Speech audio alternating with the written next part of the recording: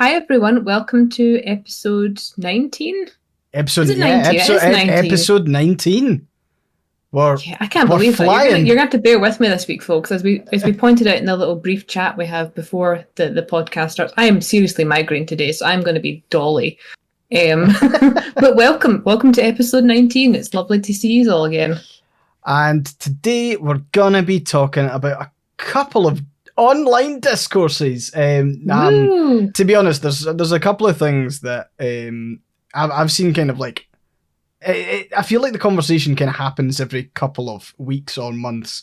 Yeah. But one of the things is fast fashion. I'm interested to explore that because you all know me as like a super stylish person, right? So, yeah, I'll be looking into. Yeah, no, I'm not. We'll be looking into fast fashion, and then there's.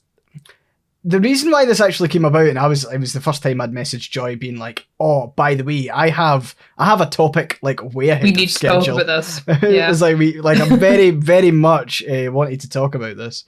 And it was like the kind of progressive language and progressive language being like weaponized. And then there's also some stuff about Instacart that came out. And I don't know what Instacart is. I learned about it. But as far as I'm aware, people can do your shopping for you. Yes. And that's, yeah, so it's like a kind of gig economy thing. It's like, you know, it's in the same bracket as your Uber and your Deliveroo and your Just Eat, but it's like specifically for grocery shopping, yeah? Yes, yeah. Right. I mean, there's lots of different, since the pandemic, there's been a lot of different variations started up. Instacart is unfortunately one of the worst ones in terms of how they treat people. Right. Yeah, it's a lot to talk about with it. And the thing that brought it to light as well is interesting, or that caused the discourse on Twitter this week. So, my entire week's been discourse. It's been, literally, I've got every single app I've logged into that's been on different discourse. And I'm going, you know what? There's a reason I have a migraine today, and it's just because there's been so much happening this week. we can cover all of the discourse, and if it gets too much on the migraine front, we can just chat shit. So that's fair. It's what you're all here for. So to be honest, this actually all spawned out of the Instacart stuff first. And my understanding of the discourse of it, I think there's quite a lot of like kind of haziness around it. But there is. As far as I'm aware, the like Jorts the cat, the account, like the Twitter account on Jorts, Twitter, made a remark that was commenting on someone's use of Instacart. And I've seen the kind of discourse around Instacart's been happening for a wee while, where it's like guys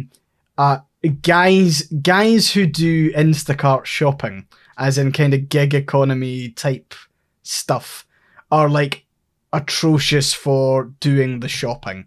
As in, like, so it's kind of been like a bit of a joke online that, you know, they'll send a photo to their Instacart person basically being like, oh, I can't find this item, and the person will reply being like, the item you're looking for is literally in the photo you sent me. That kind of ha-ha joke.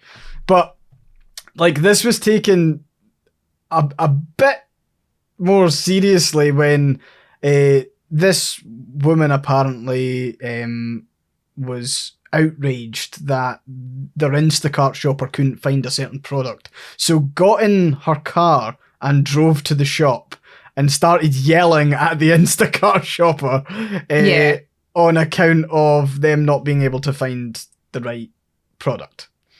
And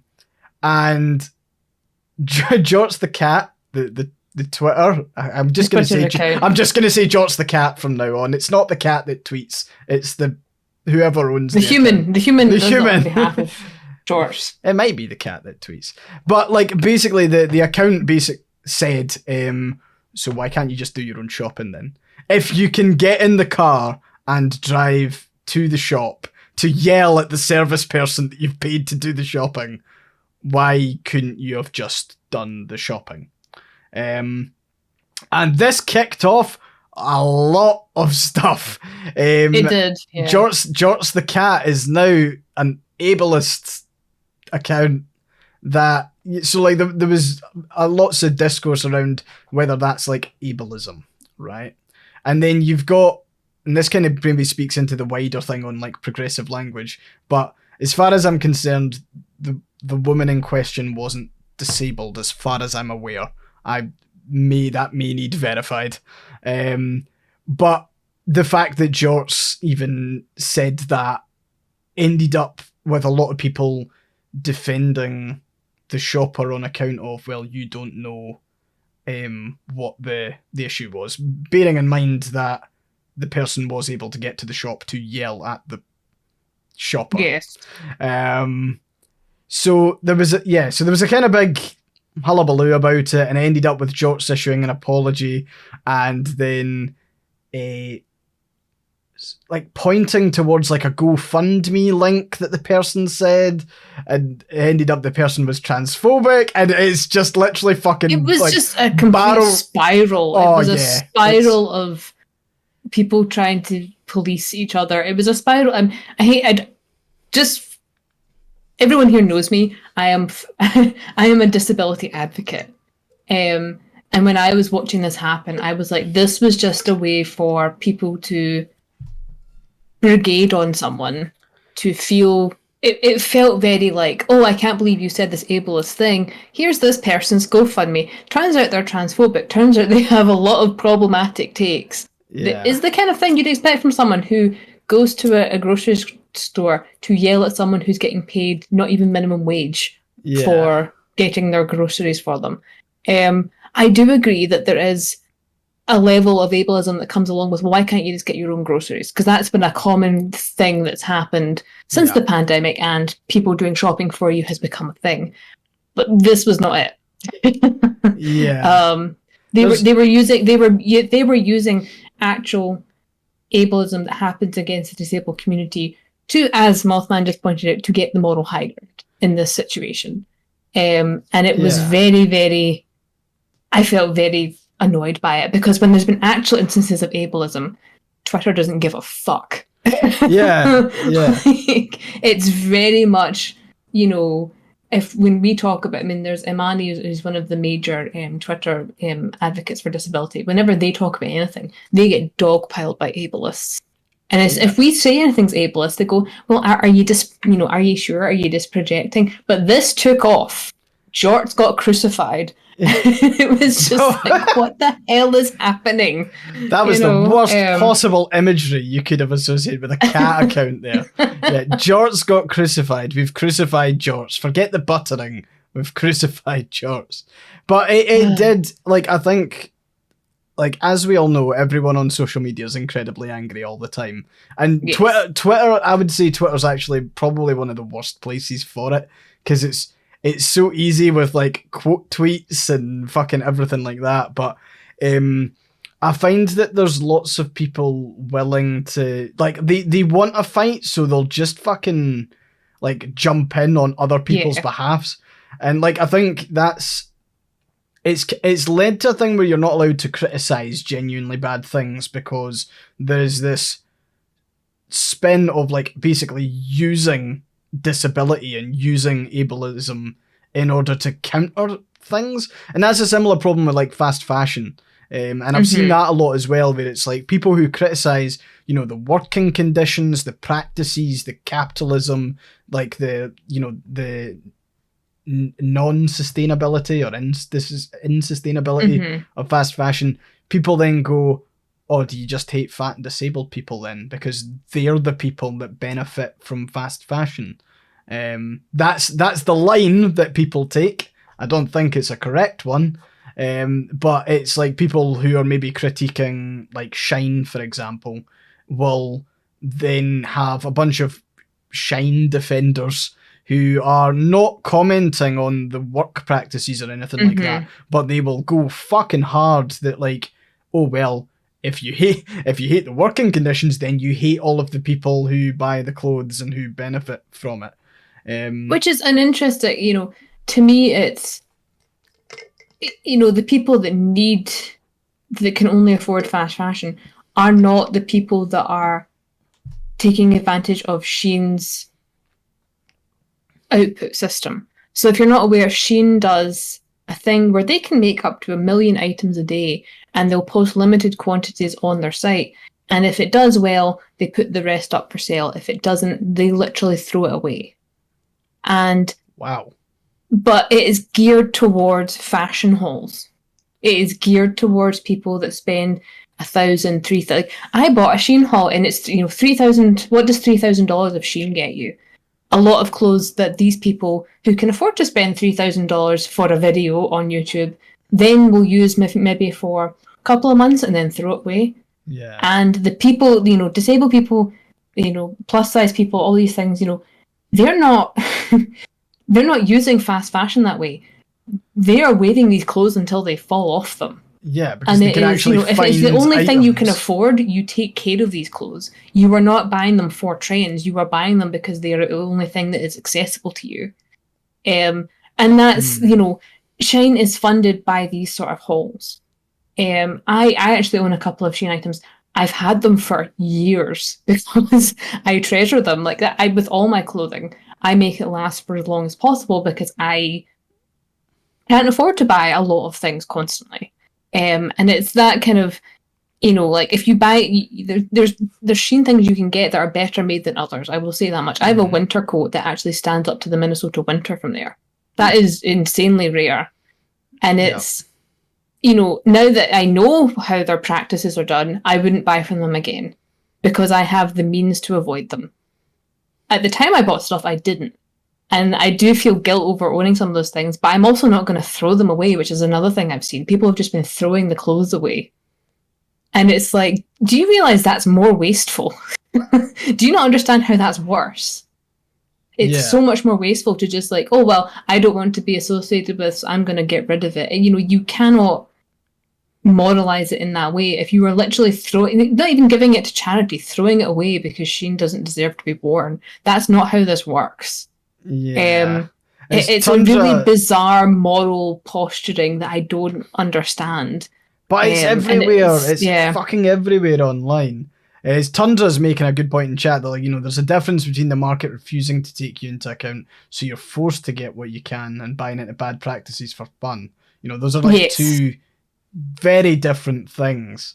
But I think like it's just tiring to see online all the time. Like we've been online for a while, and it's like discourse on like Tumblr is always like hot garbage. We always see that like any post that goes over like 5,000 notes will without failure will have like 3 different really shit additions in the notes that people are then beginning to comment and reply to, or somebody role playing.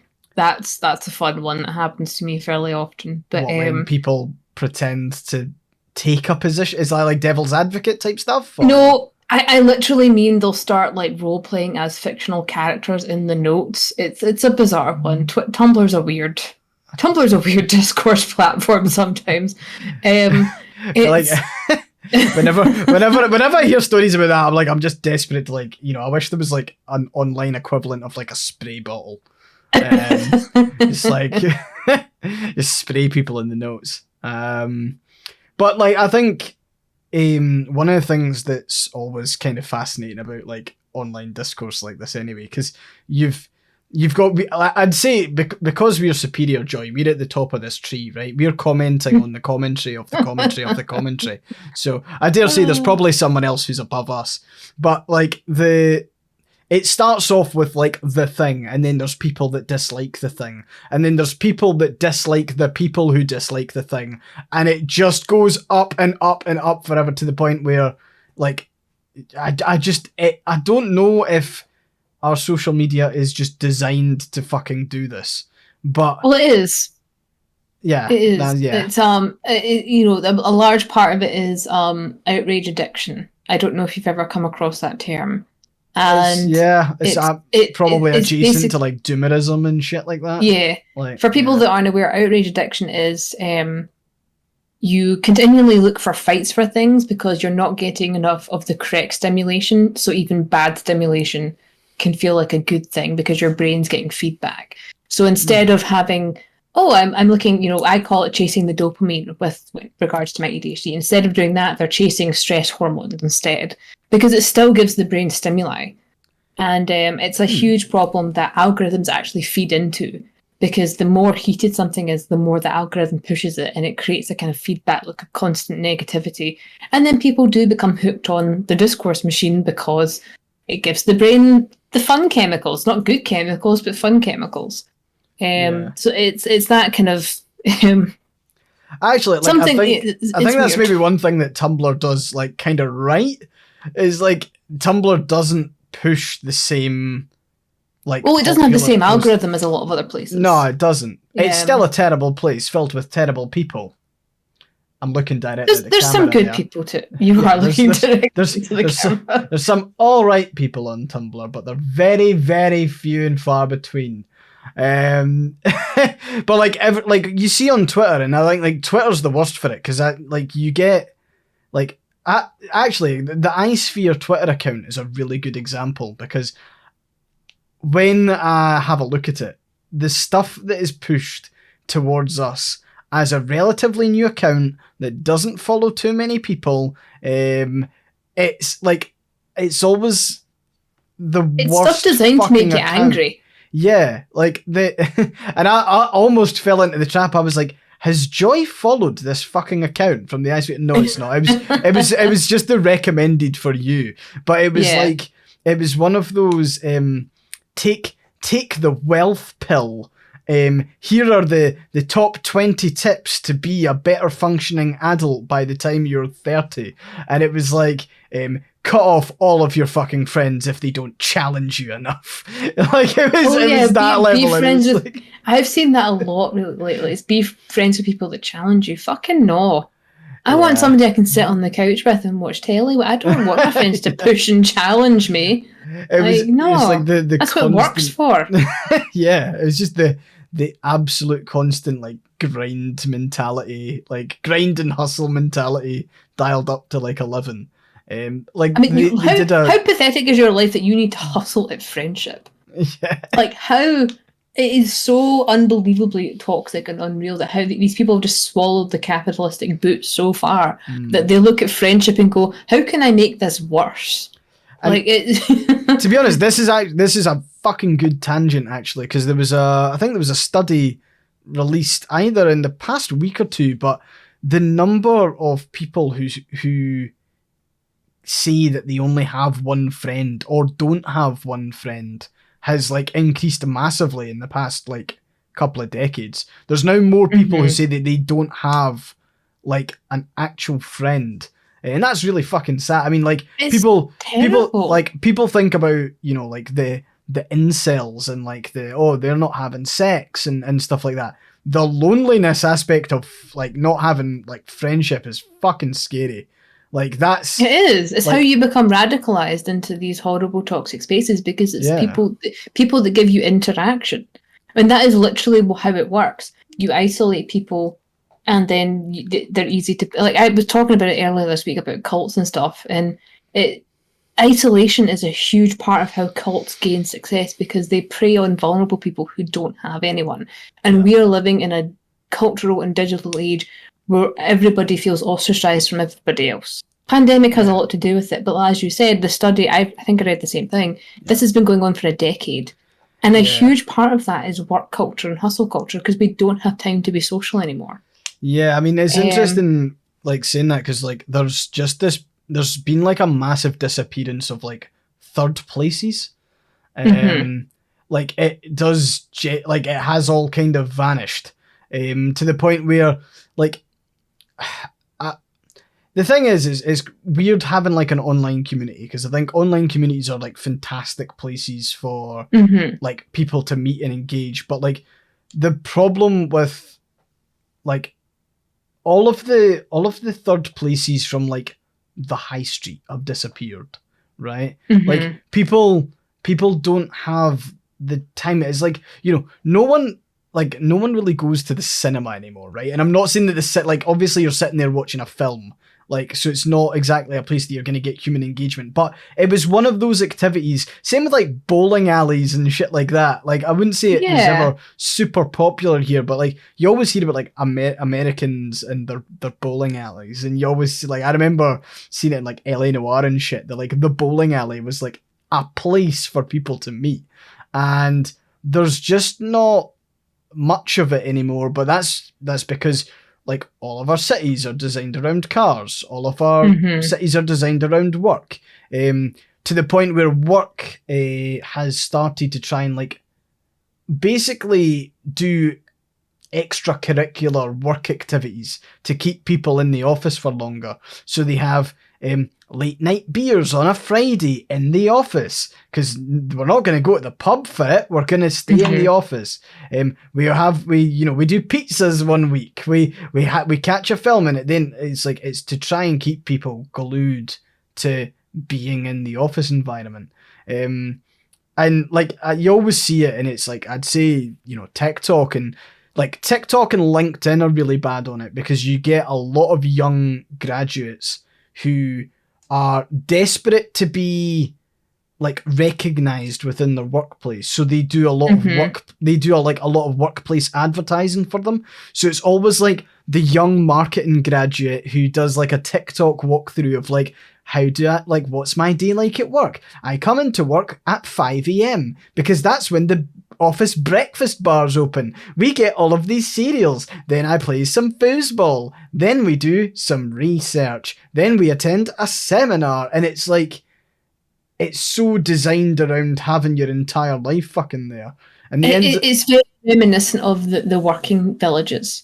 Yeah. It's very reminiscent of the working towns. And it's and to be fair to some of them, for some people those were good things because it did build community, but it also built complete reliance on the work. Yeah. And I mean, I was watching, it was an old Cadbury's documentary in the UK, and it was talking about how the Cadbury's was a working town. They built the town around the factory because they needed so many people. And there were a lot of people who really enjoyed living there because they had a great community. They had access to dental, they had access to doctors, they had access to things they wouldn't otherwise have outside of this community. For them, it was great. But then it became more and more industrialised, and they lost all of that. And it just became a housing estate where you didn't talk to anybody because it was, you were there to work. Yeah, you're like, you become so mission oriented. Yeah, it was very much a case of, we have to drive up, whatever productivity. So we're cutting back on social events until social events became nothing. Yeah. And it's like, sure, you can have these communities, and for some people, they were beneficial, especially if you were coming from the countryside and you needed the work and you needed the community. But there's always that line. There's always that you're not actually here to be part of the community. You're here to be part of the working community. Yeah. And that changes as well when things like company script is like introduced, and it's like, I mean, like what we're kind of seeing with Amazon at the moment, that like some people get like Amazon tokens that they can exchange for various things. Like I think you can exchange, like I'm pretty sure I was reading an article and it was like talking about how Amazon tokens could be exchanged for like, you could get your laundry done or something like that with Amazon tokens.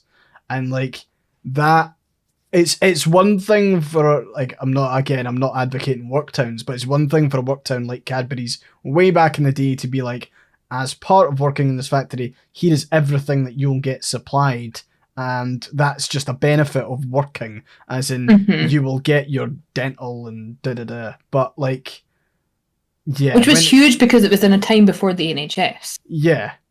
And what you see now where it's like, okay, you're working at the company, but not like we're underpaying you, and we're also making you pay tokens that you earn through working with us for any additional benefit on top of that. And it's your decision whether you want to spend them on something very beneficial or little things that help you get through the day, But yeah, I think that like that's. Yeah, I find the like we could do a whole podcast on LinkedIn. Actually, I fucking despise LinkedIn. I hate it. I know you added me on it, but I've not been able to bring myself to log in to actually accept it because I hate LinkedIn so much. That's absolutely fair, actually, because it's like it started off. I think it started off with a genuinely good premise of just like, okay, we're going to connect people. It's basically a mixture of an online CV and a contact networking book. but the amount of garbage that is fucking churned out on LinkedIn is nauseating, and it's always the same shit. It is like people offering quote unquote sage advice on. It's just hustle culture. It is. It's atrocious, and that's where like there's so many. It's why there's so many young graduates who like immediately start simping for the company that they work for. Yeah. I actually got offered a thing through LinkedIn, and it was to write about being successful with disability. Oh, fuck. And the pitch that was sent to me is how do you manage to be productive despite your disabilities? And I responded to it. I was very kindly with it. I was kind of, thank you very much for thinking of me. I'm not really interested in promoting this because I advocate for self-care above productivity. If you actually read any of my socials, you would know that. But also, I am not productive despite my disability. I am productive with my disability. I work within the means of my disability. There are weeks when I can do nothing. And that is entirely fine. There are months when I have done nothing because I have been too ill to work. Never heard from them again. Never. It was, and they're going, oh, but it's like, oh, well, you do all this. Like, I literally answer about 50 emails a week sometimes. Sometimes it'll be even more than that. I now have, for a lot of chronic illness stuff, I have like an auto-paced reply, which is, here are the resources, because most of the time people just don't know how to find the resources they need. But I will spend 50 hours a week doing email. Yeah. And it's to my detriment a lot of the time. And I'm very much a do as I say, not as I do person, because I struggle with boundaries. And it's because I was part of a very work hustle culture. When I was in the publishing house, the work culture we had was toxic. I think I noticed Katie talking, it was Tundra saying, talking about the work culture of coffee and then wine. And it was, the coffee first thing in the morning, then wine at 5 o'clock. And that was my first career job. And I have carried that mentality with me that if I'm not doing the level of work I was doing there, I am failing. And it's taken me a very long time to stop punishing myself for not being part of that. Because the culture was such that when I was there, it was, oh, well, it's coffee first thing in the morning, it's coffee all through the day, and then, oh, it's wine o'clock somewhere. And it's the same as using uppers and downers, because you were using coffee to stay up the whole day and churn out thousands of words a day, and then you were taking alcohol at night to sleep. Yeah, that is not healthy. Yeah. And I wasn't even in a big publishing house. I was a middle-sized publishing house. And it's even worse for the bigger ones, where it's basically just a churn house for work. It's really just kind of, it's so hard to get yourself out of that mindset. And the fact that there's now people going, oh, we want you to write this about how you manage with disability. I am fucking disabled because of that work culture. Yeah. I've always had my genetic disabilities. It was the punishing work culture I was in that rendered me with mobility issues.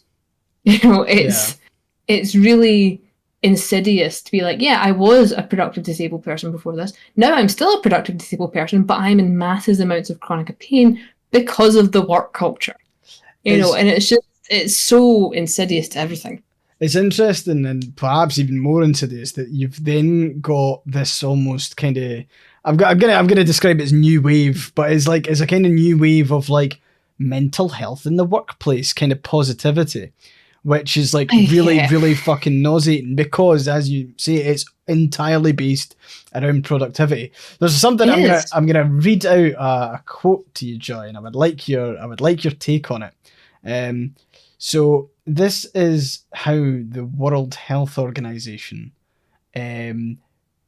defines mental health. Okay, so mental health is defined as a state of well-being in which every individual realizes his or her own potential, can cope with the normal stresses of life, can work productively and fruitfully, and is able to make a contribution to her or his community. Fuck off. Absolutely fuck off. Where's the room for joy? Where's the, not just me, where's the room for happiness and companionship and socialization?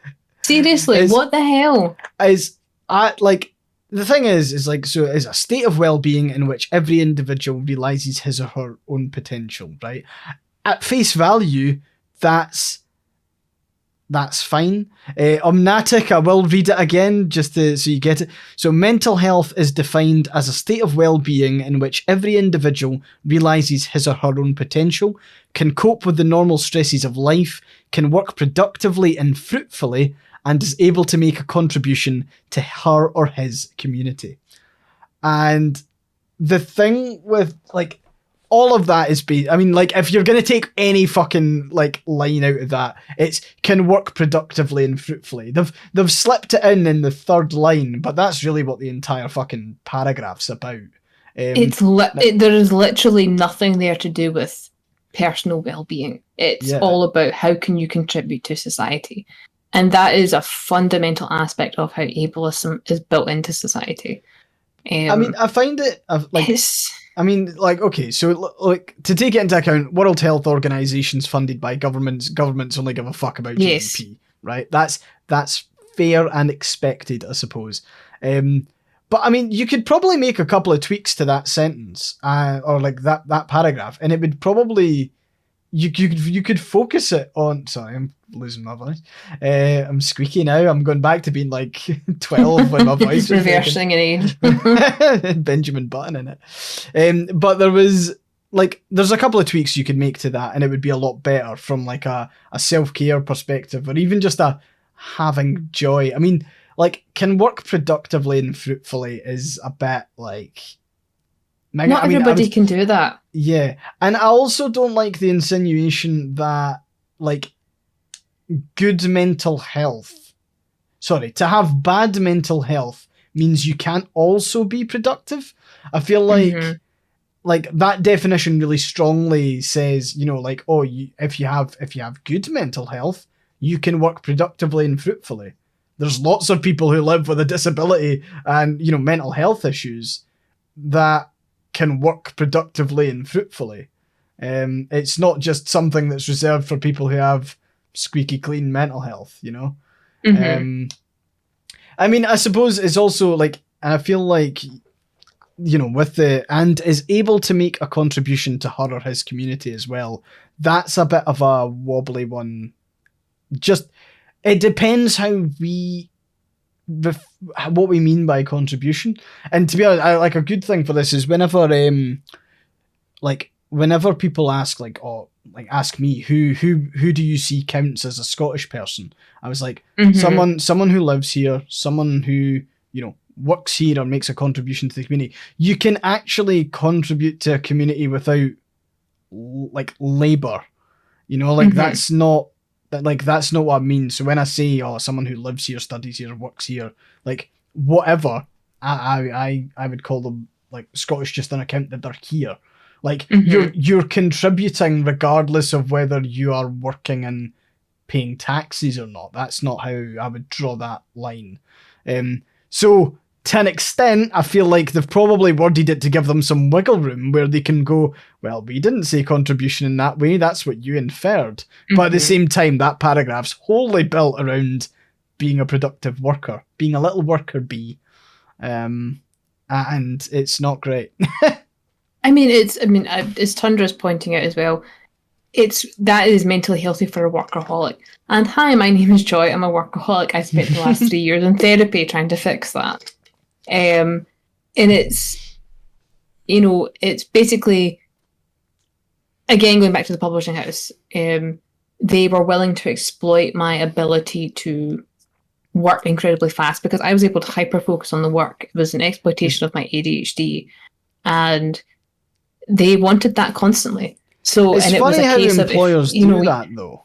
It's funny that employers can clock that trait and then weaponize it, because, like, it's the sort of thing that they'll tell you to do something, it might be 5 minutes before the end of the day. They know that you will not be able to, like, not look at it before you won't be able to go, I'll fucking deal with it tomorrow. They are relying on you going, well, I'll get it done now, so I don't need to do it tomorrow. And then you get pushed down that lane. For context, I at one point was editing between 50,000 to 100,000 words a week in the publishing house. Jesus. And it can take 5 years to write 100,000 words. And that was the what we were expected to keep up with. And sometimes you were working on multiple projects a week, and that was how you ended up with the 100. Because they go, oh, well, you're only working on 5 projects. Those 5 projects combined could amass up to 100,000 words a week. And that's why my fingers are damaged and I have to wear splints. That's why my neck is damaged because of the way I used to sit. That's why I have eye problems and mental health problems. And it's, it was the fact that I could do it was, oh, well, you can just be our little worker. I got termed as the workhorse of the group. And the minute I said, oh, I'll do it tomorrow, it was, you're really letting your work ethic go. And it was like, it's like, no, a work ethic that already eclipsed like a lot of, and the thing is, you don't want to compare yourself to other people, but at the same time, if you're lifting the weight, Yeah, and it was very much, at the time I knew there was something different about what I was doing, because it was, oh well, Joy can do this extremely fast, give it to her. I was able to do it extremely fast because I enjoyed it. But when it became a normal everyday thing where my workload became that, when you hyper-focus, you can do great and fantastical things in short bursts, right? That's how ADHD hyper-focus works. If you do that continually, you will break that mechanism in your brain. And that happened to me with writing my own book. I hyper-focused for so long that I burned out, and then I had to finish the damn thing whilst burned out. And it was, you cannot sustain that, because it's not giving 100% when you hyper-focus. You're giving 300%. That's not normal. It is not sustainable. But companies see the workaholic type people and go, well, that's what everyone should be aiming for. Yeah. It's like, no, this is a facet of mental health you're exploiting. Like, this is not... you want that level of work output, you hire the number of people required to do it. That is the bottom line of how that works. Like that again. we're gonna say the C word, capitalism. Capitalism. But like capitalism in my eye sphere. But that's capitalism's whole shtick though, is like sweating the fuck out the asset. Basically, and the asset is people in this phrasing, is that like they basically want to sweat that asset to the point where it either completely crashes and burn out, and then they can pass it off and get rid of it and move, and like that person then has to go and do the exact same thing elsewhere. But like the whole thing is like, why so much of capitalism's, it's like a mixture of they're desperate to earn as much money, but they also refuse to actually optimize and improve like actual processes for people. Like it seems to be a kind of weird double-edged sword where they both want maximum efficiency and profit making, while at the same time they don't want to actually improve the processes, or improve the mental health, improve like whatever it is that they need to do to actually get that over the line. And again, that's what I find really like insidious about like basically the new spin. We were talking about kind of like extracurricular activities that companies do, and I find like company yoga, or like listing in the benefits that, oh, if you're employed by us, you get like a subscription to like a well-being app or something like that. It's like it's nice, but I feel like it's like if you need a subscription to a well-being app through the work, what is the workplace doing wrong that they have to put that in place? Well, exactly. It's like you're adding benefits to counteract your own shit culture. Like you shouldn't need to be like, you shouldn't need to give your employees a subscription to like a well-being app, because they should be like all right, or at least supported by you. They should have the time to take care of themselves, but they don't. And you are prioritizing, oh well, here's an app, we've done our due diligence, here's an app, here's a subscription to like whatever it was, Calm or Headspace. And it's like, okay, well, can I actually have time off to go to therapy? No. It's interesting. Solosia, yeah. Solosia's saying, sorry, Hex says, like, capitalism loves short-term thinking. It's why the planet's on its knees after 400 years. Yes. Yeah. And then Solosia's like, employee retention's cheaper than recruitment. It's like, that's been proven. You're 100% right. But most companies just fucking do it wrong. It's like, why, in the long run, why would you not want, like, and to be honest, this is the thing as well, like, companies refusing to give raises for, like, good work and things, promotions, like, all the rest of it. Like, there is this acceptance in a lot of, like, organizations where, like, they understand that they'll lose a lot of their people because a lot of their people will be offered more money elsewhere. And there is never any serious push to try and remedy that at all. So all of the experience and all of the rest of it just fucking leaves the company every, like 2 years or whatever it is. It's... And we literally went through that with Mothman lately. With his job, he left a job that he was in for a decade, loved it, and all of a sudden it went very capitalistic. Because it used to be a very, when companies say, "Oh, we're a family," it's a kind of like a red flag. With them in the beginning, it was we're a family because it was a family company, and they took care of people. And then management changed hands, still within the family. Yeah. And all of a sudden, it was a capitalist hellscape nightmare. And it was, he just left. He was like, "There's no reason for me to. I've been here for a decade. There's no reason for me to stay." And he went to a new place that is very much, manage your own time, show up, do your thing. Do you want me to come into the office? Nah, you're fine. It's a complete change of, being told, "Oh, we trust you to manage your workday," as opposed to the other company, which was, "We want to make sure that people working from home are working from home, so install this tracking software." No, fuck off. No. No, that was the difference of it. And it's for him, he's moved to a place with less pay, but he's happier. Yeah. And and I was very much the same with a lot of my jobs. I quit a lot of my academic-based jobs, and I went into service jobs. Sorry, hold on. Boris Johnson drops out of the Conservative leadership race, saying he got 102 nominations. But he dropped out. Yeah, that's breaking news right now. Oh, so Boris has dropped out. Sunak confirms PM bid as Rees-Mogg says Johnson will run, but apparently, right now, Boris Johnson says he's not having... He said... So hold on, he said he received 102, which is over the threshold, but obviously he didn't get over the threshold. There's no way he got over the fucking threshold. No, because he would be otherwise he would be running, fucking which means... Boris. Yeah, so if he's dropped out, then it'll be Rishi Sunak, which is great. So the person that had to resign, the shamed chancellor who had to resign due to being a tax dodge and his wife being a tax dodge, is now going to be the prime minister. I hate this country so much. I fucking despise. He'll only be there for 4 weeks. They're getting shorter and shorter. He'll be there for a month. It's like, okay, what's the next fucking scandal? Let's go.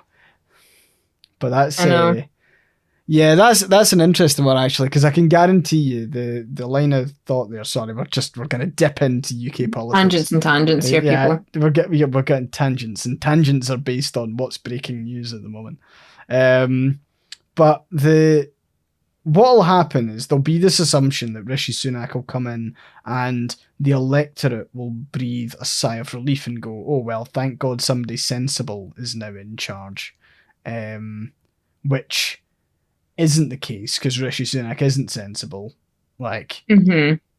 And what'll happen is...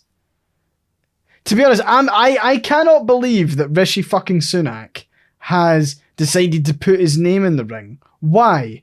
Fuck, you're a millionaire. Your wife's a billionaire. Just fuck off to California.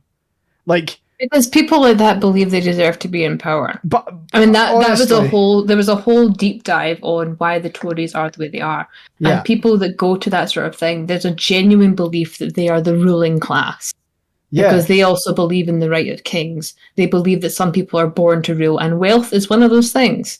Yeah. And that's what it is. He believes he is entitled to rule because he is wealthy. All I'm saying is UDI is looking fucking brilliant right now. I would just do it. Fuck it. For anyone who doesn't know, that's unilaterally declare independence. Like, I'm sick of it. I want out. It is garbage that we have to fucking endure this. And like, what is Rishi Sunak going to come in and like try and fix the energy crisis and try, like, you know, we're going to have the he could afford it. The BBC.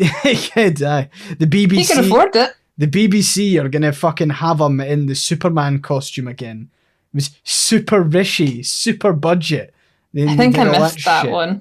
Like, I'm very happy I missed that one. Yeah, it was atrocious. And yeah, Keir Starmer in Labour is going to be so bad, as Tree's saying in chat.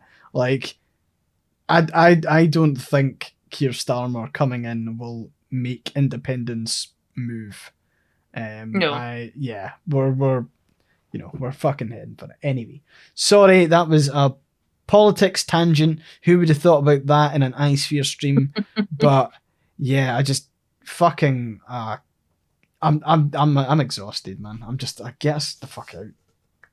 It is complete burnout, but you can't afford to be burned out with it because we have to get independence at this point. Exactly. And if anyone, any English people listening, get yourselves north. Get yourselves north. We're accepting people. It's parts of Northern England want to come as well. Throw your lot in. It's just so exhausting. It's like there's just no point in me running I for Scotland on Tumblr anymore. It's just a joke. It's just I sit and point at things that are happening. It's just. What's your argument for this? I don't have a fucking argument. Look at the news. It's like, oh yeah, but like, what currency are you going to use? What? Just look at all this shit. We can use fucking Lego bricks at this point. It would not matter. I'd prefer it, actually. And there is a new Lego shop in Edinburgh. You can now go in and they've got like the Lego typewriter and stuff, which is really cool. Nice. It's weird. So Edinburgh recently had I don't want to call it an upgrade. I'm not sure if you could call it an upgrade, but like they knocked down. It was the St James Centre, and they've built this kind of all singing, all dancing. Very, you know what it reminds me of? It reminds me of one of like the shopping mall type places in like China, as in it's very luxurious. It's very grand. It's an experience to walk through, that kind of shit. But they do have a Lego store, and they have like the massive Lego sets. I'm talking like the Death Star at like 10,000 pieces and stuff like that. Yeah, they've got it all. They've also got. We have that here in Minneapolis. We've got a giant. You walk into the Mall of America here, and they have like these giant like Godzilla-sized Lego pieces that advertise the Lego store. It's a lot of fun to walk through. That's cool. Like, I remember when I was in Russia, like there was a transformer outside one of them, but it was like full-sized fucking transformer, and I was like, that's kind of cool. I can get behind that. That's smart. But yeah, I think. Yeah, sorry. Back to the politics. I think it's. I'm just like I don't know. Maybe it's designed. Maybe all of this is designed to like mentally fatigue anyone who's remotely interested in politics. So it just like slips into fucking acceptance. Because Westminster is shit regardless of who gets in, right? It doesn't matter if it's Labour. Labour have a fucking shadow chancellor that says that the Tories haven't deported enough people. So it's two cheeks of the same arse. It is fucking... It is woeful to fucking watch. And one of the things that the Scottish Government needs to get better at is like stop being so fucking slow when it comes to like good policy. Like there's some I think they're so scared to make any sort of mistake that it actually does really hinder some of the progress that can be made. Like buffer zones, around like family planning clinics has been asked for fucking ages, and it is just like, just fucking make it like, you know, we don't need a consultation. It's almost like I don't give a fuck about the democracy side of it. Just fucking do it. You know? It's like the public all support it. You know, there's very, very few fucking idiots that like don't support it. Mm-hmm. And there's obviously like a bunch of money from the Christian right in America that gets funneled into anti-abortion stuff here. That's becoming very, very obvious. It makes me very uncomfortable. It's always been the case, but it's like, I feel like it's actually something that the American like Christian right do really well. Like they start the movement in the US, they find someone in the UK they can give money to and get on board and start it here. And then when the UK almost legitimizes their position because it's become a thing in the UK, they then pivot all their money back to the US and really fucking go for it. Mm-hmm. That's how I see it as well. And as Tree's mentioning, you know, it's the same with the transphobes. It's 100% the same with the transphobes. So it's like, you can see the impact of American money coming in and speaking to the right people. And then, you know, obviously there's the pile of transphobes who are all terrible people in the UK. And like, they are then used as examples back in the US, which is... Look, see how much support we have around the world for this. Yeah, exactly. And Soloja's saying in chat, you know, it's like J.K. Rowling being cited in like US laws and stuff, and it's like, how does a children's author become cited in US laws? Yeah. That is what gets me. Yeah. Like, it just, yeah. Anyway, but it really is just a self-fulfilling cycle of people in power and wealth managing to make things happen. And, you know, it's not as widespread as it looks. They're just incredibly influential because they have money. Yeah. And wish I had money, I would be influential in a better way. I know. Good fun. But that is basically what it is. It's money is able to spread these horrible views farther and wider than the other people. Because a lot of the people that are fighting back against it are marginalized. They don't come from wealth. And it's... Yeah.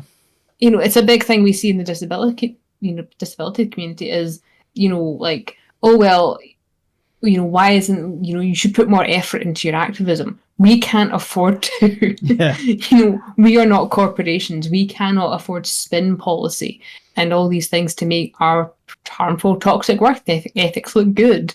You know, it is very much tied to the capitalistic machine. It's very much tied to keeping people in line with what the wealthy and powerful want, which again is why what's his face will be a fucking PM. Yeah, and it's just yeah. I mean, one joke. Sorry, just one more thing on the transphobia. I did see that the LGB Alliance, which is the kind of like transphobic hate group in the UK. I saw them trending on Twitter. I refused to click. So they had their conference, right? Mm-hmm. And like they have a conference for LGB rights where there's like more straight speakers than fucking anyone else who tries to pretend they're like LGBT aligned. But there was a photo of like all of the people who attended, and it's like, yeah, there might be 100 people in that room, but there is at least 30,000 Twitter accounts, because it is all just like astroturfing, like, you know, they constantly have more accounts because that's the only way they can kind of keep that momentum and stuff like that going. Sorry, I'm just watching the dog in the background there. Holly's enjoying a good old scritch. Yep. But yeah, I think like it is a wee bit like whack-a-mole with them though. Like there's no point trying to engage some of them because they're like, it's like they start conversations with bile, and the moment that starts, it's kind of like, fuck off. Like I've started it's like what I do with the anons on Tumblr. The moment they started being like overly aggressive, like I think you can beat sea lioning with like just like over politeness that puts them down. But like if someone comes out guns blazing, then just fuck off. Don't have time for you. Anyway, what were we talking about? It was Boris Johnson, and before that it was... Fuck me, I don't know. It's capitalism. And, capitalism is always here. Yeah, it was talking about like kind of like the mental health. The mental health and hustle culture that is pervasive through a lot of our current evils in society.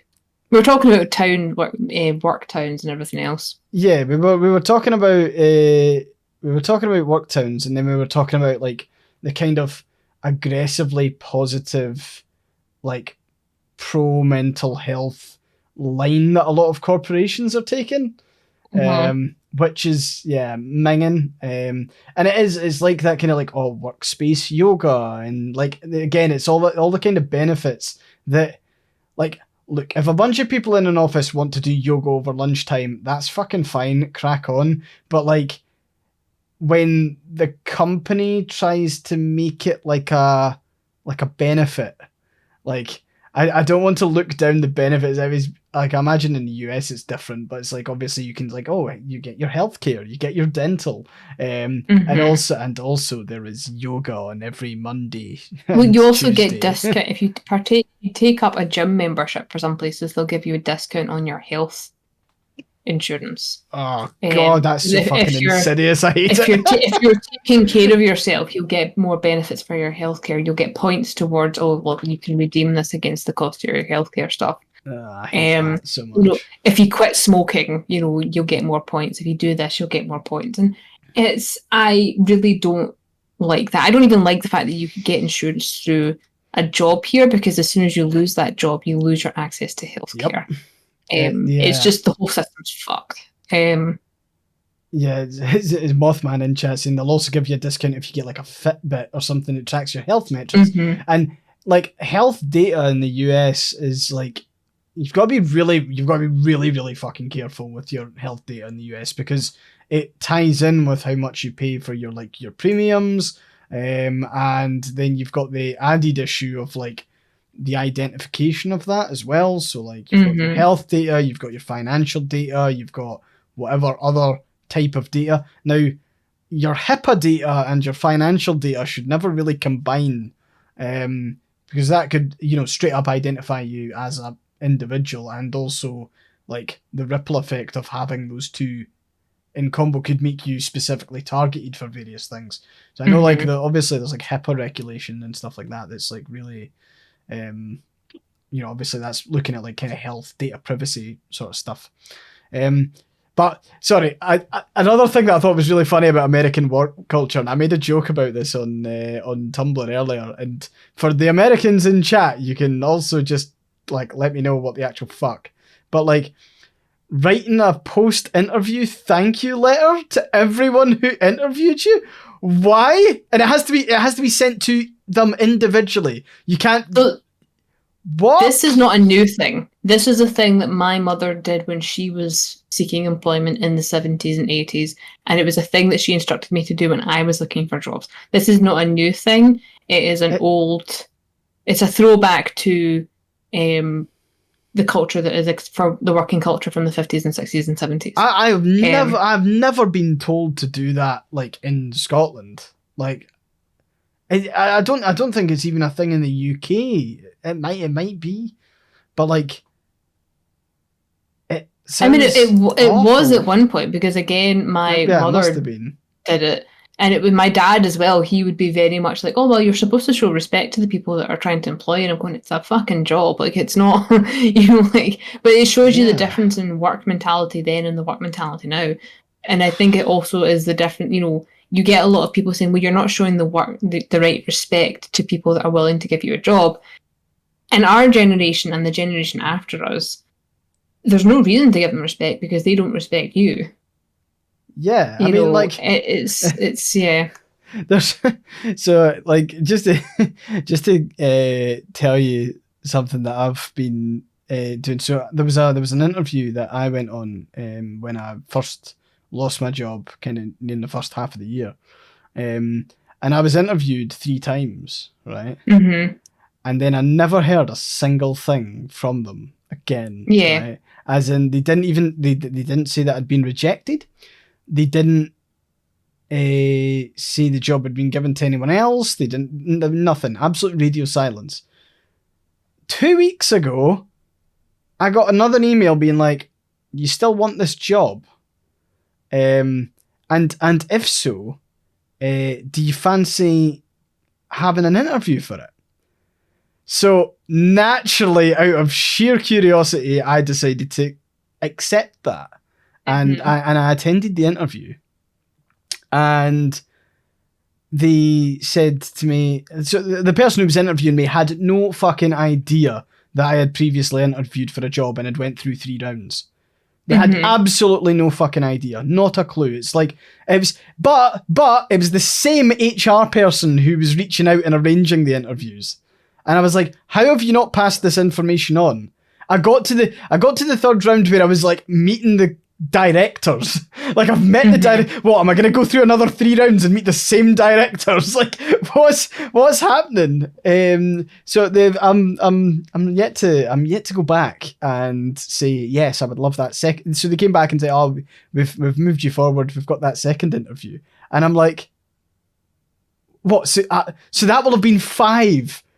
No, so the first thing is 3 rounds. Sorry, people in chat are asking. The first one was 3 rounds of interviews. Meet one person, met the team, met the directors, then radio silence, and then I've met one person. I'm now meeting the team, and they want me to meet the directors as well. And it's like that'll be 6 interviews. 6 interviews. What? For them to go radio silent again at the end of it. I swear to God, see if they do. I'm gonna like go to their offices and be like, "What the fuck is happening?" It's nuts. Absolute insanity. Like, work culture is just fucked. The level of hoops you are required to jump through is akin to the circus. Except at this point, I think the circus probably has better healthcare benefits. At least you've got insurance.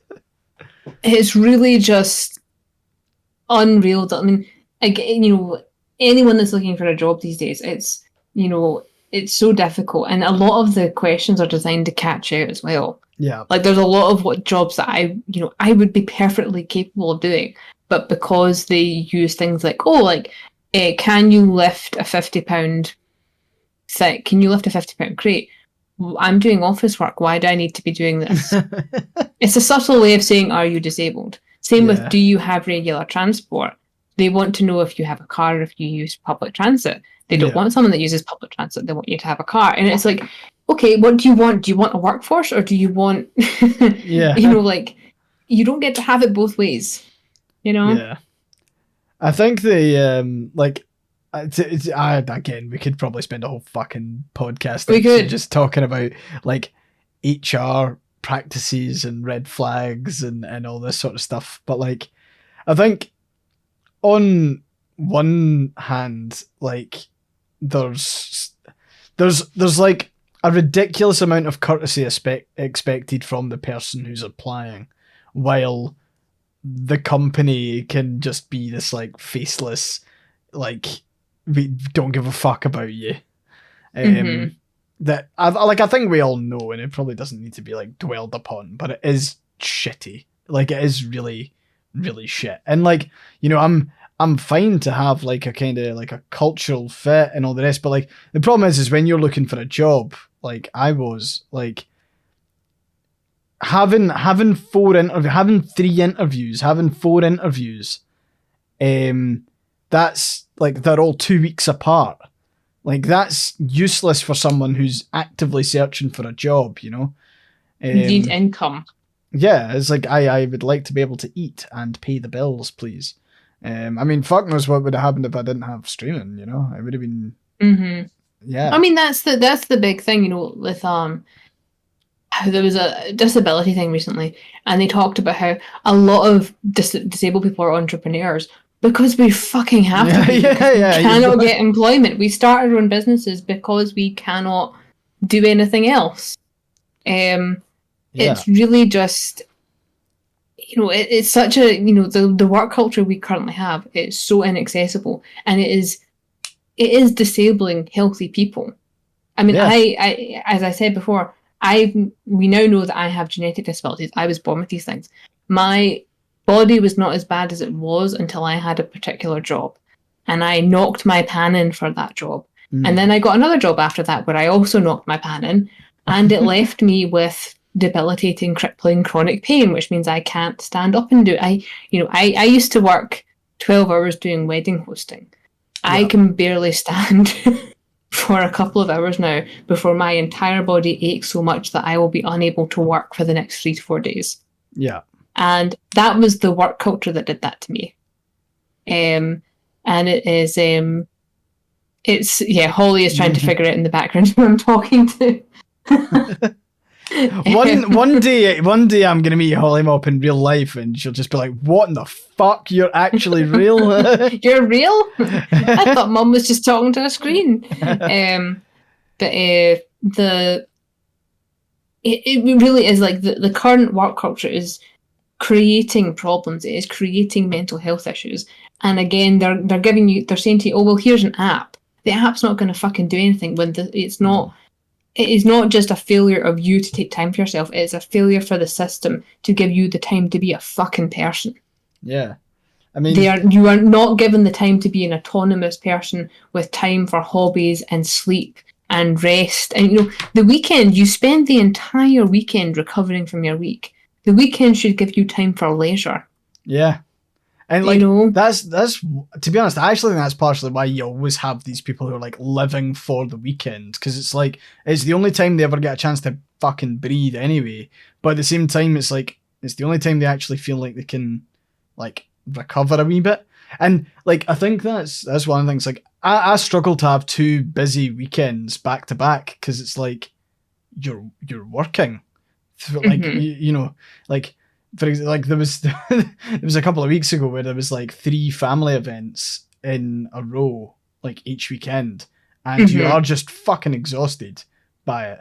And those were the weekends that we were like, let's cancel the stream. Yeah. Because we needed a day off. We were just like, although this is fun and it is social and everything else, it's still taking, social interaction still takes energy from you. Yeah. As I'm sure that everyone in chat recognizes that there's a during the podcast Joy and I, and then there's an after the podcast Joy and I, and they're like, it's like there's like an active doing to being on stream. There is, which is interesting. Anyway, the reason why I thought it was like this is another fun mental health figure for you, Joy. Did you know that in a survey of over 3 million respondents, 90% of them said that they didn't feel like they could tell their work if they needed a break due to mental health? 90% of 3 million people said that they didn't feel like they could tell their job if they needed a break from work due to their mental health. It is so tragic. It's like insane. And like the thing is I think all of us hear that figure and go, yeah, that sounds about right. But like, it's also insane. It makes it very real, and it's not just it's because I feel like with a lot of people, they think, well, it's a me problem. Yeah. Because you hear mental health and you think, well, that's a me problem. I need to work on that. But when you have that astronomical level, it's not a personal problem. It's a systemic problem. And that really puts that into focus, that it's not an individual failure to cope. This is a systemic problem that is causing a breakdown of how we are as human beings. If 90% of 3 million people cannot turn around and say, I need a week off to recalibrate, like the fact that even people need to say, like, I remember my mum always said to me, oh, we never had mental health issues when I was wee. Well, you did, But at the same time, the work ethic and the expectations of work were very different. Yeah. You know, there were a lot of time, if you worked in an office 9 to 5 back in the day, you couldn't take it home with you. There's no computer. Even with my mum's generation, there was no phone. My mum had no electricity until she was 12 years old. And that's because of the, you know, showing my mum's age and showing my age. She grew up in post-World War II Glasgow and everything was still bombed out, basically. And she remembers when her close, which is an apartment block for people in the US, when they first got electricity. And it was a whole big thing, and all the mammies in the close took all the wains out and took them for a walk because they were convinced it was going to blow everything to fuck. But, that was the kind of, you know, she grew up with that era. She grew up with, well, you can't take work home. It had, you know, she also grew up with unionisation. She grew up with, you start at 9, you finish at 5. Yeah. We don't have that anymore. Yeah. I think, like, that's the thing that's, so, like, again, we've probably spoken about this a wee bit before, but, like, on the kind of working from home side of things, it's like, because so much of the work is now just digital, you can fucking... like, you know, you can be answering Slack messages at like 11 o'clock at night and not be mentally going, this is work. If anything, this is just like, you don't see it as work, you see it as maybe clearing your schedule for tomorrow. Or making sure that you've responded so you don't need to respond to it tomorrow. And again, that's probably like turning into maybe a wee more on like the workaholic side of things, where if you're handed a task before the end of the day, I don't want to do that tomorrow, so I might as well just fucking do it now. It would be interesting if everyone like was like hourly paid. Because I feel like if hourly pay was the norm, like, and people were keeping their time on it, like it would like all those 10-minute email replies after work and all the rest of it, all of that would add up, and companies would go, actually shit. Well, one, we've got to pay people the right amount, and 2, oh god, they're actually working a lot more than we. Well, they know how much they work over. They know how much we're working. They just don't want to pay for it. I actually have a story about that. Again, relating to the publishing house I was in. I did a lot of remote work for them. This was the start of remote working, and they used to make us bid for projects. So on top of our workforce, they would email you at 6, 7, 8, 9 p.m. at night, going, "Oh, we've got a new thing in. Who wants it?" And it was a way of, it was pitting, it was basically, you know, we weren't interns, but this was when I very first started. And it was basically a way of saying, who wants that, you know, who gets to work this week? Oh, fuck. And because we were paid per word edited, not by hour. And there was this one lassie who had auto reply set on her email so that every time she got an email from that place, it just said, I'll do it. Because we could not figure out how the fuck she was doing this. And eventually, you know, it came out that there was that she'd auto-replied it. And we're going, well, that's not fair, because, you know, there was 3 or 4 of us that couldn't get any work because our email was grabbing everything. And then it was, okay, well, we'll switch it to work per hour, because obviously, you know, like, you should be getting paid, not just based on this and blah, blah, blah. And they were still emailing us at 6, 7, 8 p.m., you know, 9 p.m. at night saying, oh, well, we're still working, so you should still be working. Oh, fuck's sake. And it was, you know, and I was like, okay, but you're getting paid, you're salaried. Right? You can come into the office whenever you want. You don't have to do 9 to 5. I am contracted 9 to 5. And I started putting in my time for the amount of time I was putting in to clear the projects that were getting handed to me. And it got up to the big boss. So the big boss phones me and she says, why are you putting in so much overtime? And I'm going, well, I'm getting emailed at these times by the senior editors. So when they are emailing me and when they are phoning me, that is work time. And it was like, well, no, they're just reaching out. And I'm going, they are reaching out after work hours. Therefore, I am billing the company for overtime. Fuck it. And it caused this massive row, just absolutely. You've just been a fucking nuisance, Joy. I know, but it was this whole, like, you know, like, this is just the nature of the work. You're obviously just not committed to having a career in publishing. And I was like, away and fuck yourself. And it was really just so insidious that they just wanted you to do it for free. And I was like, Yeah. no, I'm already knocking my pan in. As I mentioned, doing 50,000 to 100,000 words a week. And I'm going, if I am doing this, I am getting bloody paid for it. Yeah, And okay. I'm not saying that's the reason I got let off when the second recession hit the UK. I'm just saying it was probably a very big reason as to why. But it was that kind of... It's very convenient for them. Yeah, I was I was actually relieved. I was devastated because it was, my first career job with a job that I really enjoyed. Mm. But I was actually so relieved when it ended because I'd been killing myself. Like, even when I moved to America briefly, I used to do stints over here in the US when Mothman and I were figuring out our long distance stuff. And it worked out better for me because I was awake at their nighttime.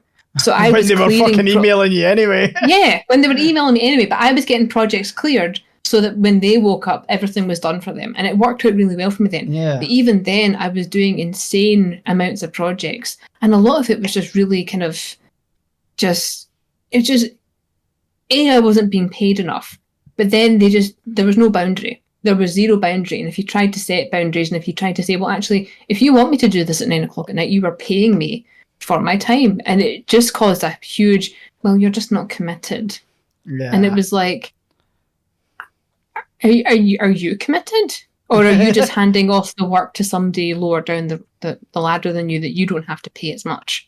Yeah. Who you think, oh, well, this is their first career job, so you can bully them into doing that. And that's the thing with all the kind of graduate jobs, particularly like I'd say in Scotland as well can be pretty bad for it. Like as anywhere, but like there is this mindset of because companies aren't hiring for longevity, they hire like new graduates. They sweat them for like the 2 years, and then on the cusp of when regulation comes in and maybe tries to like, oh, you're actually going to have to start paying these people, or you'll have to give them a certain amount of notice. Like, oh, they'll have certain benefits or certain rights because they've been working for you for that long. They just punt graduates out. And then get the fresh batch, almost like cattle, straight from the universities to be like, okay, well, this can be your grad job now, and I for the life of me, I don't think it's a good business decision. It's not. It's not a good way to do business, but it's also not a good business decision either. It's very. There's no longevity to it. Yeah. And it is very much in the same way that fast fashion, the original thing we were supposed to be talking about, it's that kind of, there's no longevity built into it. They are treating us as disposable objects. Yeah. And then wondering why there's no workforce, because you can't produce people at the same rate that Shine produces their pots or whatever they're doing. Well, and it's interesting that like we started this talking about like Shine halls. I didn't know that was a fucking thing. Like I didn't. Oh, they're everywhere. I knew that they were like kind of fast fashiony, and there's like I always see that there's a bunch of it tends to be women who talk about a specific dress from Shine, grab it now, limited supply. It actually kind like see the thing that you told me about how it's like there's a limited amount. They manufacture fucking loads, but they put on the website it reminds me of like the kind of Dan Olsen did a really good video about Fortnite and the monetization on Fortnite and how absolutely every single thing in the Fortnite marketplace is manufactured scarcity. Southern Orchids just mentioned that in chat actually. But it's like it's designed for that kind of like fear of missing out. And then like what so people buy these halls. I can only imagine people are buying these halls effectively doing Shine's job for them because they'll be the marketers even if they're not actually associated or employed by Shine or Shane. A lot of them have affiliate contracts, and for the number of when they post the links to things, they will get a kickback from the affiliate things. Affiliate links are not inherently harmful, but the way For context, the way Amazon that it reached out to, the way that incentivizes, like me being like an affiliate on Twitch is very different to like the product of clothes. And there's also a difference between Amazon affiliation that, you know, some people, like if you're an author, you will be encouraged to be an Amazon affiliate, because then you can recruit something like 40 pence back. If someone clicks your link and buys your book, you get 40 pence back out of the $2 that Amazon takes for the distribution fee. Amazon influencer is a different thing, because they have their Amazon affiliate influencer account, and I was asked to join that, and I said no, surprisingly. And they were like, well, you're already an affiliate. I'm going, yes, but I'm trying to drive people towards Amazon for my stuff. I'm not trying to sell people, get the rarest fashion trend. You know, it's really, because that's what they want you to do. They want you to say, oh, this thing's in limited amounts. And I'm going, I am not okay with that. I get emails about this all the fucking time, and I've only just clocked it now that this is what Amazon actually wants me to do. But because as part of being a Twitch affiliate, you need to sign up to the Amazon aspect of that. I get the emails being like, you should put your like favorite fridge as a link, and whenever like people buy it through your link, it's like, anyone want a fridge? Anyone? They encourage you to do things. They encourage you to take advantage of mass sales. They really push it's Amazon whatever Prime Day. Push everything that you use, or push, you know, all these things. I'm going, I have no interest in that. I am only using this to try and recoup some of the money that I lose in distribution to publishing. And I do it with other places. I do it with Barnes and Noble. I do it with Bookshop.org. I do it with Apple. And it's just built into the system that you have to do that, because otherwise you are losing sometimes 80% of your sales to the company in distribution. It's the same with my Kindle stuff. Kindle takes an 80% royalty. Not Kindle, Audible takes an 80% royalty on audiobooks. That is nuts. They reached out and they were like, well, if you did an Audible ad, you know, if you see when you have the YouTubers that are doing the download Audible now, blah blah blah blah blah, they get a fairly hefty chunk of money for doing that. Even knowing I could make up some of that loss, I'm like, I don't want to advertise you because you're evil.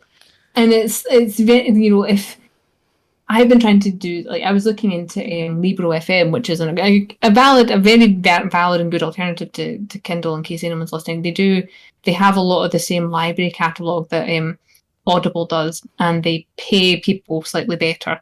But I was trying to get affiliated with them, and the process is so much harder. Whereas the Audible one is, do you want to shill our shit for us? Great, there you go. And I was like, Amazon's pissing money at this point. I know. Sorry, I do want to touch on one thing that Hex has mentioned in chat, and that is that having previously worked from Burberry do burn their fucking old stock, because they really, so does Chanel. Like from the they are desperate to not have the brand tarnished by undesirables wearing their clothes. But they also do the same. Like, I know that there is a shelf life for like fragrance and things like that, but I like, you know, it was a frequent criticism, and we used to have protests outside of Burberry, the store in Edinburgh as well, that, you know, as a member of staff, you've just kind of like stand around. But like, they just burn stock en masse if it doesn't sell. So think about like obviously the pollution on that fucking side of things. But the pollution, the waste, the cost of labour that goes to waste. Yeah. It's really quite sickening. And Shine does the same thing. If they do not sell a certain thing, they don't sell it anywhere else, they just destroy it. It goes straight into a landfill, and a lot of it's made with fabrics that are not biodegradable.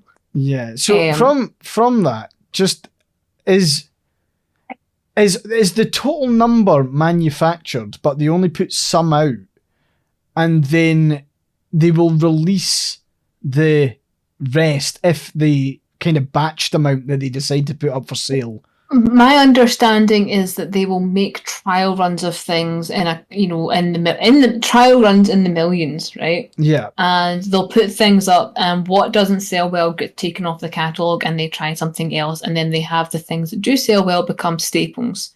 They will also do limited. Oh, this is a limited thing. This is a limited thing. Right. But they will also. That is also marketing, because I have noticed that some of their stuff that is limited has been on their store for 5 years. Yeah. So it is paying into that kind of FOMO. You don't want to miss out. And this is very relevant to how marketing actually preys on mental illness, and also some neurodivergences like ADHD, where impulse control is lowered. And it's the same with loot boxes. Loot boxes are criminal. Yeah, because that's just chasing addiction and gambling. It's chasing addiction, and addiction has been linked to things like ADHD and certain neurotypes that make you are more prone to chase dopamine, and those things are a very easy way of chasing dopamine. And it's that kind of a lot of sales are not actually sales because you're not missing out on anything. A lot of the time for sales, they will actually rack up the price of something and then lower it maybe $10, so it looks like a better sale than what you're getting. And it's very kind of that artificial scarcity. And it's both, they do it through manufacturing, but also through marketing. They give you the sense that you are missing out on something constantly. And if you just have this thing, if you just manage to get ahead of the trend, maybe you'll be okay.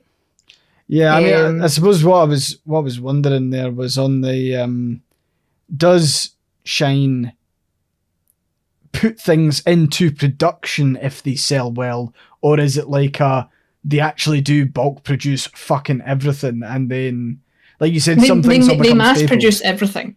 They mass produce everything, and then they see how the sales do, and then they just, if something doesn't sell well, it just gets pitched. And I suppose that's the thing with like fast fashion, is that like, it's one thing for a company to try out a new product and then go, right, we're putting this into production in the way that you would like design a car. Yes. It's actually like, we've actually already made fucking millions of this. Because, like, people will buy like several different ones. Like, I mean, I know that there's some people, to be honest, I'm a wee bit like that as well, as in, if I find something that looked good on me, I would probably just buy like a bunch buy 10 of the same t-shirt. Yeah, fuck it, I do not care. Like, I would wear black t-shirts for the rest of my life. I do not give a fuck. Like, I just want to be the most fucking boringly dressed person. I don't care. It takes a layer of, there's some people that find great joy in fashion. I'm one of them, but I deal with a lot of disability stuff, so I need to be comfortable as well. Yeah. And I don't have the means anymore to dress like a 50s vintage goth vampire housewife anymore, which was the look I used to do a lot of the time. Now I just live in leggings and t-shirts. And I will buy multiple colours in my size, and that is my uniform until it falls off of me, and then I will find something else that is my uniform. I like how we're having this conversation while I'm sitting wearing an hoodie because I couldn't be arsed going and finding a t-shirt. This is my uniform now. That's fine. I mean, I quite like the hoodie stuff. I think it lasts pretty well. It does. It does. It washes well as well, which is a thing you might find with Shine that they don't. You wash it once and it's dead. It's fucking gone, yeah. Yeah. I mean, I've noticed that with like a lot of fast fashion stuff, is that like it's like everything is advised to wash on cold. Like that, at least they try and extend the life, but it's like, wash everything on cold. Make sure that it never gets over like 20 degrees. Make sure it never actually gets washed. And just don't wear it. And just buy it, but don't wear it. Have it there, yeah. But yeah, they like. I mean, I suppose like on that. I'm going to be having quite a frank discussion like on Discord about like Twitch advertising, and just sorry, I'm pulling the conversation back to another tangent where we were talking about advertising, because like Twitch ads, it's becoming like a really big thing that like Twitch is pushing me at the moment to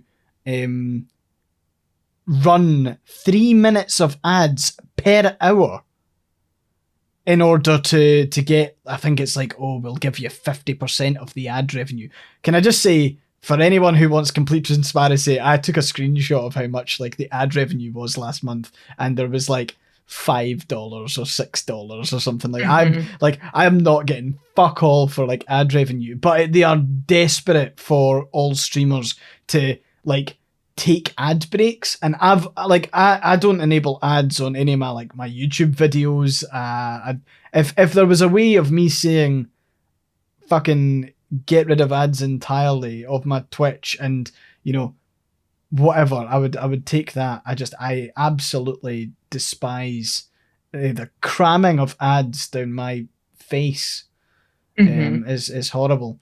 But it means that you have to start having these kind of conversations. And it's like, well, in order for me to actually like grow on Twitch on a platform, I need to make it so that the onboarding of new viewers is really easy. So that means I need to run ads throughout it, because if I don't, then new viewers will have to watch 2 minutes of ads before they join my stream, which means that that's 2 minutes where they go, well, I'm not fucking staying around for this. I'll watch something else. And that's a big pain in the arse. So it is. And it's really annoying to me, because ETV is trying to say, oh, he uses uBlock to block things. It sometimes blocks them for me, it sometimes doesn't. And it's Southern Orchid saying, if you're using Chrome, we highly recommend that you switch to Firefox, because it protects your privacy more, and you will actually probably get less ads if you use Firefox with uBlock. But it's very kind of insidious, like there's ads for everything. And I avoid that by subbing to you. That's how I avoid them. But it's, I can't afford to, subscribe to everyone that I watch. And it's annoying, especially when we're doing like this sort of thing and we're getting broken up for ads. And, there was someone actually saying there, we got, an Audible ad in the middle of this. Cheeky bastards. Cheeky fucking bastards. Yeah, I mean, like, I think that's it is the race against ad and ad blockers. I mean, I think I've told you about this before, Joy, but there was a guy that I knew when I was in China who was very proud of the fact he was working on a technology that would track the eyes of someone looking at their phone. And if their eyes weren't paying attention to the ad that was playing at them, the advert would pause until they resumed looking at the ad. And there was no way to skip or avoid or anything. And I was like, you do understand that that's just fucking evil, right? You know that that's evil. It's like super villain levels of, it's like Dr. Evil levels of parody of evil. Like, who the fuck? Yeah, it's just fucking, like, terrible. It's utterly garbage. And, like, as you can see, like, there's lots of people in chat at the moment going, oh, this stream, I was enjoying watching the stream, and then it got fucking interrupted by, like, 3 ads back to back. It absolutely ruins the viewer experience. So the people who are watching feel compelled to either pay, which means that they're subscribing to individual streamers. So not everyone's going to have the money to subscribe to one, let alone the 4 or 5 other streamers that they watch.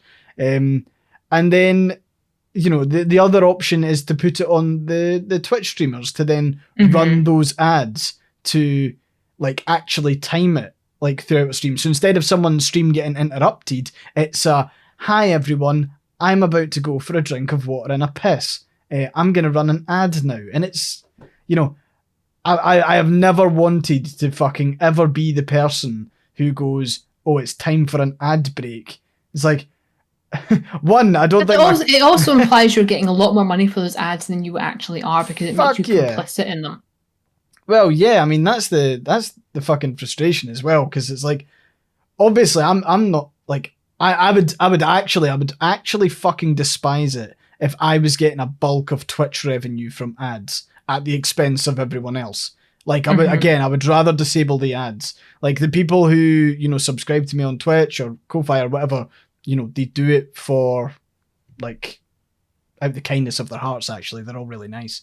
But it's like, I have never thought my content was worthy of, like, hi everyone, I'm about to pause whatever the fuck I'm doing to have a 3-minute ad break per hour on stream. I mean, what the fuck is minging? Twitch is gonna be watching and it's like gonna kick me off for like terms of service breaching or something like that. They're like, yeah, you fucking prick, you need out. There's probably some contract there that's like, you're not allowed to talk about this. Yeah, exactly. It is insidious for a lot of things. And I've seen people that, you know, I've been prompted to put my audiobooks onto Spotify. I cannot imagine anything worse than listening to an audiobook on Spotify and then it stops to give you an advert. So people are like, oh, well, you can now put it on Spotify and you'll get money from the ad revenue. I would rather put the book out. I've actually considered putting it on Bandcamp where I do not earn any money per stream. I don't get any ad revenue so that people can enjoy it that way. And then if they decide they want to buy it, they can buy it. A lot of people who work in marketing and advertising would probably scream at that. But I would literally rather do that than have my work interrupted by an ad on Spotify. Yeah. Like, imagine like Vlad mid-sentence and all of a sudden you get a fucking advert. What? Vlad in the middle of his anti-capitalistic rants and then all of a sudden it's, buy our product. And it's just like, not really the vibe I'm going for. Not really the vibe. It is everywhere and it's unavoidable.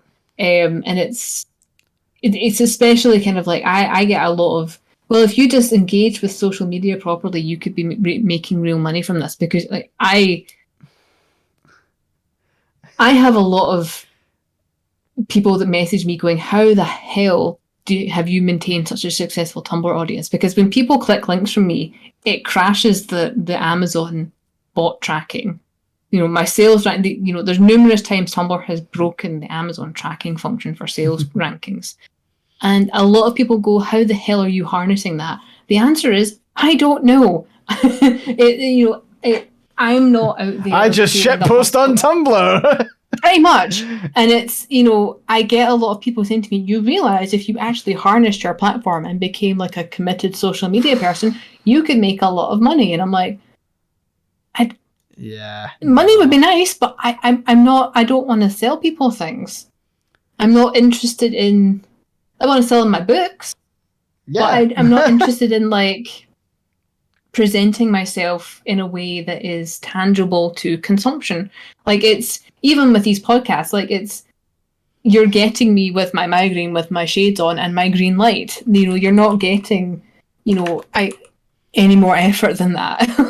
And it's, you just get the reality of us. Like I'm sitting here in migraine, you're sitting here in an hoodie because you couldn't be bothered to find a t-shirt. There is no pretense here. There is no attempt at building anything more than just a, you know, community interaction. I don't think.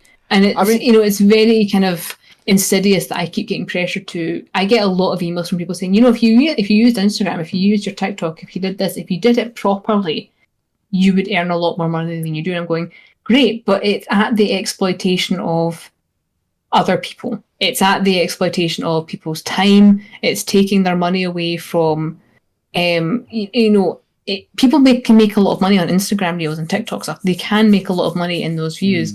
But, you know, what are they pushing to get that? What would I have to do to become acceptable for the TikTok front page? It would be to never talk about disability. It would be to never talk about queer problems. You know, all those things that actually are the reason that people follow me.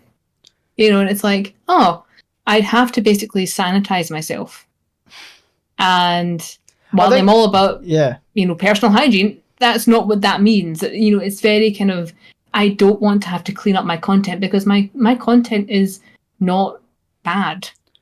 There's also, you know, like, I mean, like one thing that I would say the Tumblr crowd really don't respond well to is like really manufactured, tailored, like marketing.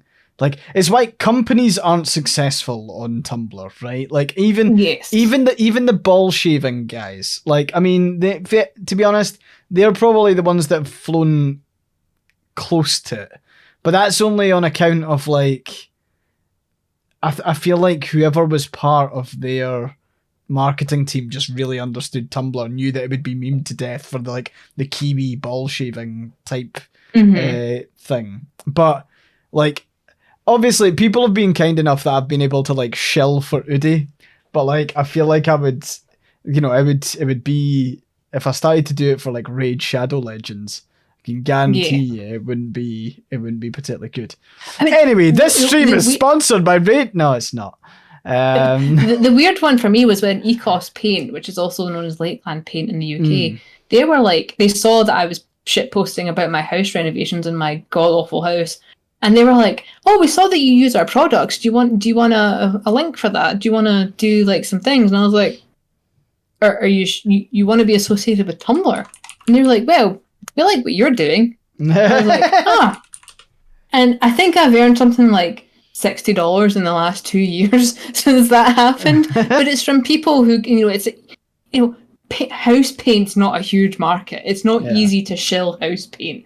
But it's one of those things where they were going, well, you're actually talking about what our mission statement is. We are very conscious that there are fragrance disabilities, there are chemical disabilities, and that's what they aim for. And they're going, you're great for that because your house is a disaster and you are slowly making it not a disaster. Yeah. And you're doing it with a thing that is accessible to you. Because I literally could not paint my house. I could not do any of the wonderful things I've done in my house if it was a regular paint, because I would be allergic to the latex. I would be allergic to the fumes. I'm going, great, I can do this. I can shill briefly for Ecos Paint. And, people do actually click on them because my audience is going, actually, I would like to avoid having migraines every time I paint my living room, And it was such a weird thing. I'm going, out of all the people that have reached out to me, I'm going, that is the only one I would consider, and it is the least likely one to make any money.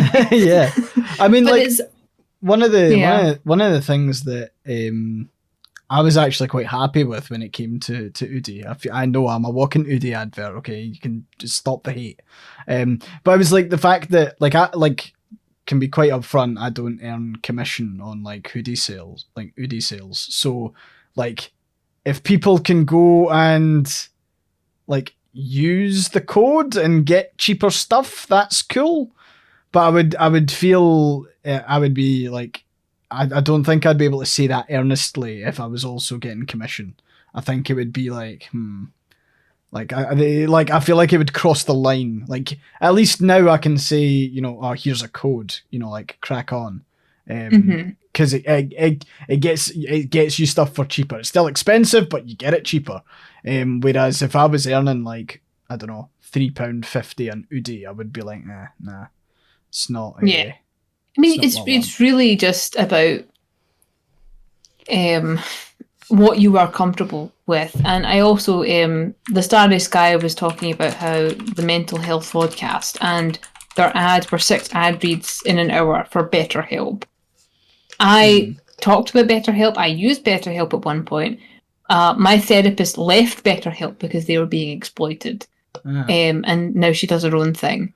But there's things like, you have to, if you are trying to talk about things, if you're talking about ethics and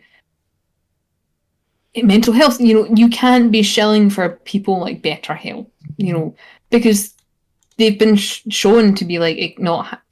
Some of the people they hire are licensed therapists, but a lot of them aren't. There's also people that are, the therapists aren't getting paid what they're owed. And also there's issues around the kind of mental health they are promoting, which is, you have 24/7 access to your therapist. That's not ideal. That's what emergency helplines exist for. And also, you're not entitled to 24/7 access to someone, even if you are paying them to be your therapist. That is not a healthy boundary to have. There's a lot of stuff that comes to your sponsorships that I think if you are going to do it ethically, you do have to look at what you are being offered, what they're what you're promoting, and what if the earnings are worth your integrity. It's very kind of, I don't know, it makes me very uncomfortable. I get a lot of ads a week. I mean, a lot of people a week saying to me, if you just talk about this, I'm going, right, well, what? I go and research the company and I go, not too keen on some of that. And they're like, well, you don't have to disclose any of that. And I'm going, right? But I would know. Yeah, I would know. Lie of and omission I'm not comfortable with that. Yeah. You know? It's I feel like that there's tons of that like kind of just push for like the breaking point. It's like, to be honest, there's probably an amount of money where you would probably get me to sponsor, like, be sponsored by Raid Shadow Legends.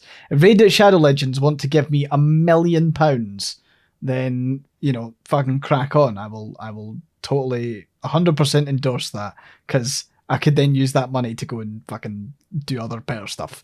But like, I think there's definitely a limit where you kind of have to like cap it, because like I wouldn't want to be paid like I think so, like some of the, for example, the Raid Shadow Legend sponsorship that I so what they ask of you is too much.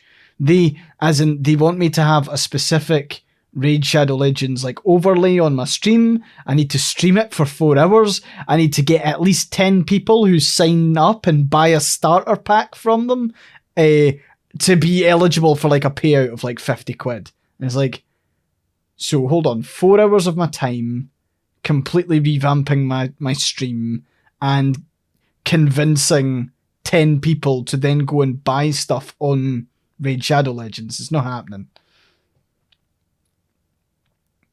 Sorry, we're all looking at a dog on stream at the moment. This is the mop. But anyway, that's yeah. So sponsored by Holly Mop, who wants treats. That's pretty much it. We need a cat on the other cam. Yeah, I mean, I don't think any of them are interested. That's the thing. I can't reliably get cats to attend streams. I'm not committed like Holly Mop is. Yeah. To be fair, she's just fussing over me because she knows I've got a migraine, and she's like, "What are you doing?" Holly Mop's currently paying her rent. The cats never. The cats are actually like several weeks late on their rent. Several months late on their rent. But anyway, I think, like, you know, obviously we've probably had a good couple of tangents in this stream. This was originally going to be looking at, like, the kind of discourse around, like, almost like the weaponization of progressive language, and then we got really, really sidetracked when we started talking about capitalism.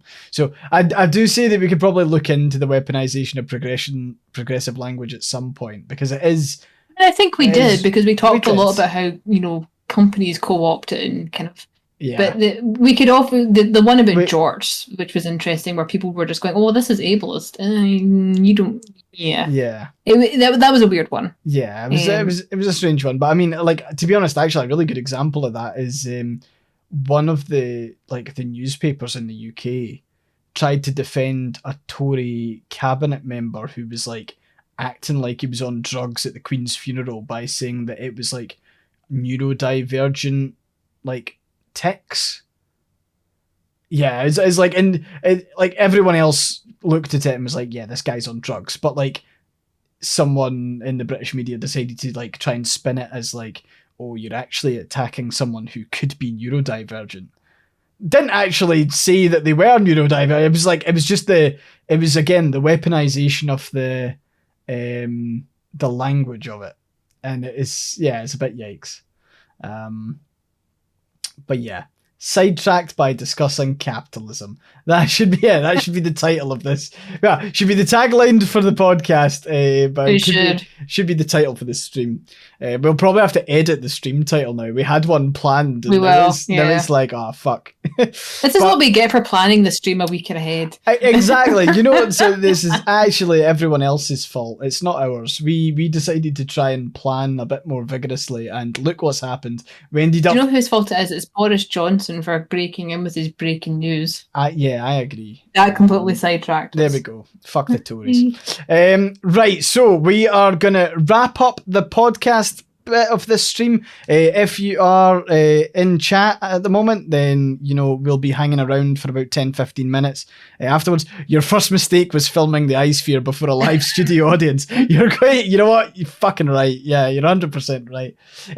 But we'll be hanging around for another 15 minutes. So it sounds like we're wrapping up, but don't go anywhere. And yeah, that's us for the stream. Thanks very much. Thanks everyone for listening. And we'll see you in a bit. Goodbye. Bye-bye.